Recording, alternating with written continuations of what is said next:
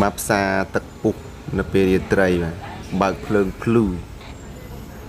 បានចិត្តចូលឆ្នាំសង្ក្រាន្តខ្មែរយើងហើយអញ្ចឹងថ្ងៃនេះថ្ងៃសៅរ៍អឺយប់ស្មើនេះគឺម៉ោង8ឃើញថាមនុស្សមនី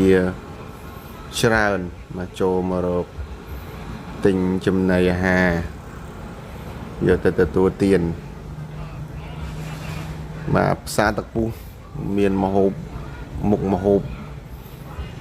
រាប់រយមុខណាបងបាទហើយអ្នកលក់ក៏អនាម័យគូល្អផងដែរដែលអាចឲ្យយើងទាំងអស់គ្នាទុកចិត្តបានអូខេអញ្ចឹងបើបងប្អូនណាចង់លក់រសជាតិម្ហូបខ្មែរម្ហូបថៃ